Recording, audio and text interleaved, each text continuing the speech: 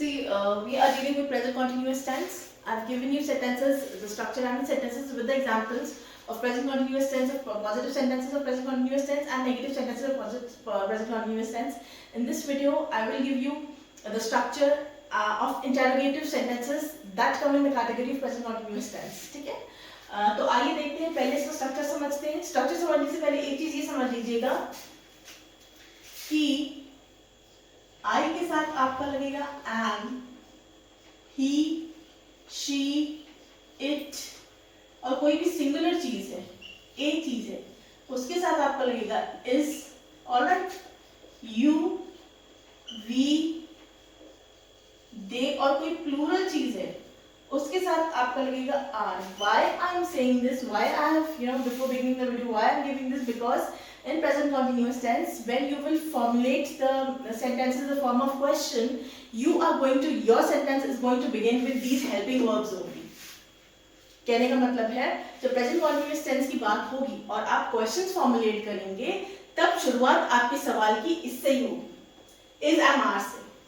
If which helping verb is used with which subject is clear in your head, then only you will be able to formulate sentences of present continuous tense falling in the interrogative category. ठीक है? इसका structure देखते हैं और इसका structure क्या है. is, am, are लगेगा. ठीक है? helping verb, you can call it helping verb, you can call it auxiliary verb, you can call it linking verb, all three mean the same. Then I, you, he, she, it, they, we. What are these? These are your subject. भाई इन्हीं के बारे में तो बात होती है, यही तो कर्ता होते हैं जिनके बारे में सेंटेंस में बात हो रही होती है, वो होता है आपका subject. Alright, then your first form of the verb will be applied, along with it ING will be added to it and the remaining for sentence is said to be subject. ठीक है, हमारे पास sentence है, क्या वो मेरी बात मान रही है. अब आपको देखना है कि पहले ये सेंटेंस कैसा है. दिमाग में अगर आप सोच रहे हैं कि क्या वो मेरी बात मान रही है, कैसे रहेगा, है ना, क्योंकि अभी आप इनिशियल स्टेज में तो थोड़ा टाइम लगेगा, है ना.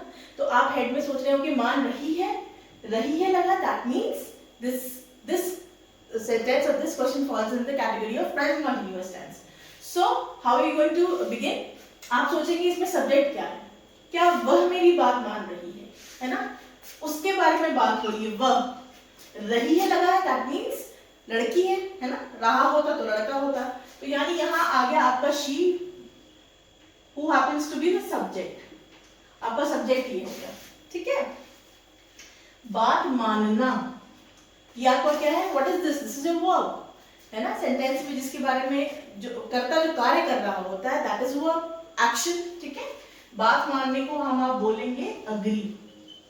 Of course you will add ING to it, है ना, वर्ब में आईएनजी लगेगा. अब आइए फॉर्मुलेट करते हैं, क्या वो मेरी बात मान रही है. अब हमारा सब्जेक्ट क्या है, शी है. शी के साथ क्या लगता है, इज.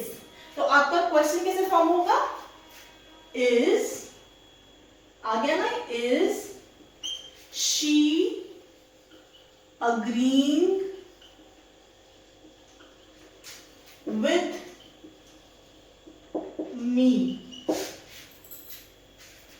क्या वो मेरी बात मान रही है, helping verb, subject, this is your verb, this is your ing and this is your remaining part of the sentence. आई कोई परेशानी सेंटेंस फॉर्म करने में नहीं आई होगी.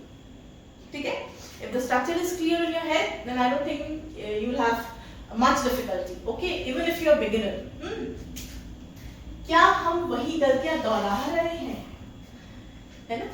तो आपको पहले देखना है क्या हम वही गलतियां दोहरा रहे हैं, तो ये क्वेश्चन मार्क है. ठीक है, क्वेश्चन में सेंटेंस है. ठीक है, दोहरा रहे हैं. ठीक है, रहे हैं लग गया, that means this is gonna come in the category of present continuous tense. रहे हैं लग गया, लगा ना.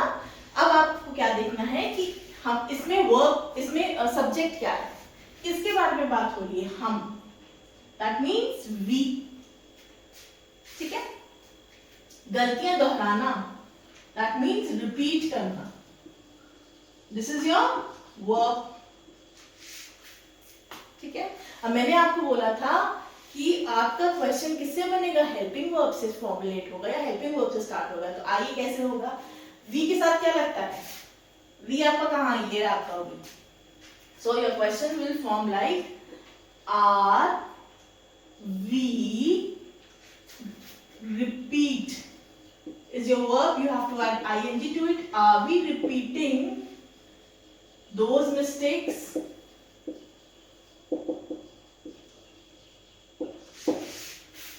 गलतियों को मिस्टेक्स ही बोलते हैं ना, और मिस्टेक्स अगेन मत लिख देना, ठीक है, अगेन नहीं बोलना, because repeat in itself means कि कोई चीज दोबारा रिपीट हो रही है. So if you write are we repeating those mistakes again, the sentence will be incorrect.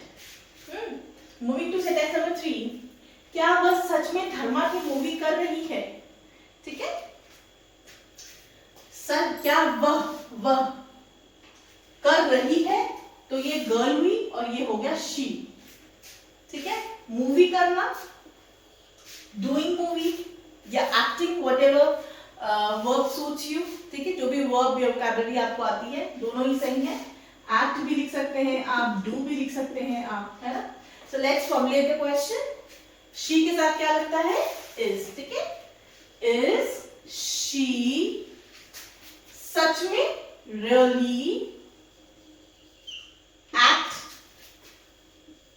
This is your verb, you will add ing to it.